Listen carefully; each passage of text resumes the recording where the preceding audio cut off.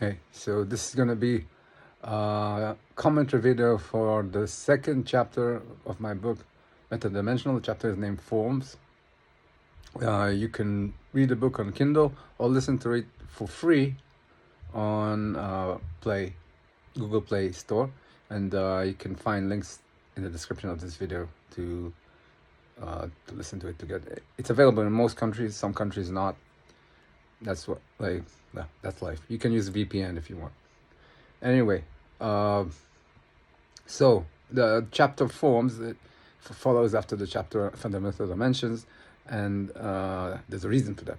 So fundamental dimensions, which I described in the previous chapter and also in the previous commentary, these are the elements that are separate from us, from myself, like the things that are there and are not me and are necessary if I am to reject solipsism. Their existence is necessary in some way. Like it's not clear in what way they are necessary, but they are necessary because if they are not, then there's nothing else other than me. Okay, so other fundamental dimensions are necessary.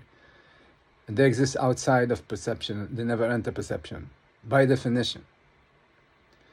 But then, what about all the stuff that is in perception? All the things that I see, all the this world that is full of stuff that I perceive.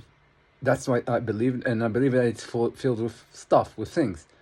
So, well, when I say this world, what am I actually talking? I'm talking about what I perceive. And what do I perceive? When I perceive, say, a table or a chair, does a table or a chair enter my brain? Can I take that table and put something on it inside my head, inside my thoughts? What I perceive are forms, or what I describe in this chapter, relations between mental markers. What I perceive are perceptions. They're not the elements that are out there. They are elements inside me, inside this projection of my experience onto itself. This is all I have access to. And these things that I perceive, they're not separate from me. They are. They constitute me, or they constitute my experience. So they are necessarily separate from the thing that produces them, or produces the perception of them. So these are forms, and they are completely separate from fundamental dimensions. And if fundamental dimensions are instances of existence as such, instances of separate existence, like that exist separately from me, forms exist in no other fashion other than as part of my perception. And had I not existed, they wouldn't exist. They can't exist without me, and without each and every person, without their perception. If no one was to perceive anything, then forms wouldn't exist. And therefore, you can say that they exist, but only as a part of experience. So, and if you assume that experience itself doesn't break down to forms, isn't just produced by forms, and there's no reason to assume that my perception of a chair produces experience. I mean, there's no. If I argue that, I'm not really making an argument. I'm not connecting this with any kind of causality. I'm just saying that. So forms don't really exist. I mean, they exist as experience, but as separate elements, they don't. A form of a chair doesn't exist as by itself. It exists only as experience. That's well, and more than that, what this chapter argues is that it seems like there's absolutely nothing about the nature, the fundamentals of this perception that I get, that is necessarily decided by something that is not my experience. It seems actually that even the three-dimensionality of this reality that I perceive is just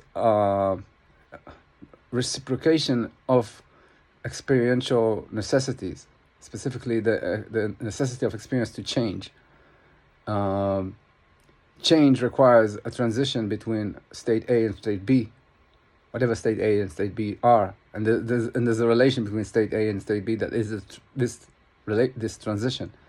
If you are to be in a reality which consists of changes, of things that are capable of changing, or that experience can follow, then you have to have a reality consisting of elements that have three dimensions. It's not, and it happens to be that we are in such a reality. And yeah, so there's more, and this chapter argues that now you might misunderstand this as some kind of dualism. Like I'm saying that there is an internal world and an external world. Internal where things are forms, and external where things are not forms. That's a complete misunderstanding. I mean, first, this internal and external separation. When I see you outside, like I see like a table outside myself, it looks external to me. But if I see the exact same table in the dream, is it external from me? In what way is it external from me? They are not. None of these are external from me. Like the things the objects that I perceive in wakeful physical reality, as far as I understand it, is wakeful physical reality, are not external from me. They are me. They are experience. They are my perception of them, and whatever this the objective substrate, whatever the fundamental dimensions that produce it, I don't know what they are.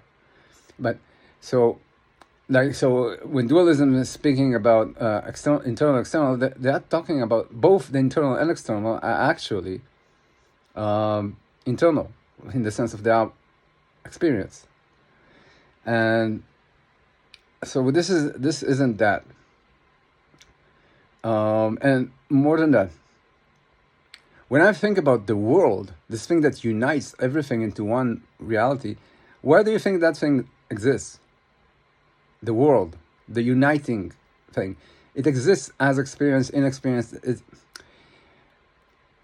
Fundamental dimensions are independent elements, all of them are independent from each other too.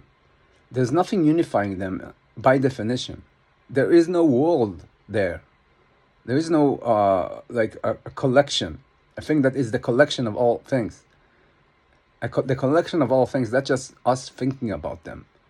And that thought exists only in perception, in experience. So there is no external world in the classical sense of a world. There's no world. There's a lot of stuff, but it's not connected. It's not integrated. And what we perceive as a world consists of just only one element, which is our perception. That's the only element that is separate from everything else, like that can be separated out. Experience, basically. So this is not dualism, because the whole